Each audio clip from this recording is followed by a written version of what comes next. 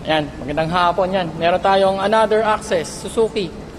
Ito, bagong-bago lang din ito. Ilagay natin ito ng Senlo X1 na 60 watts at saka PIA original. Siyempre, yung ilaw natin na yun, nakatago. Ayan siya. Solid yan. Tapos yung mga switch niya, ito yung switch. Ayun yung low.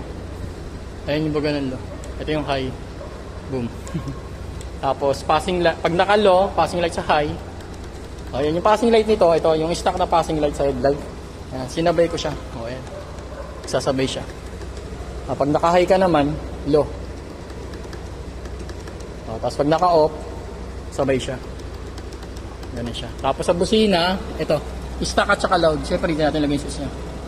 Stock, ayan. Then loud. Lakas. Teka lang, ganito yung tsura niya. Nasa center stand kasi ito eh. Kaya iba yung buga niya eh. Medyo malapit tignan. Pero kung naka-down na talaga. Ayan, ngayon natin bubuksan ulit. Ayan na siya. Mas siya. Mababa ng konti. Medyo mataas kanina. Medyo malapit pala kanina. Ngayon medyo lumayo na siya. Ganun siya. Tapos sa high, ayun. Liwanag. Tatakbap pa nga dito eh.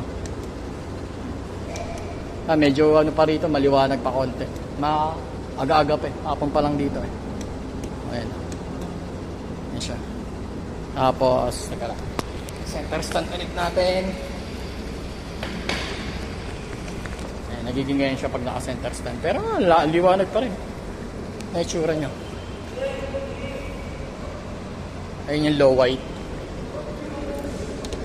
And then high. Ayun. Liwanag.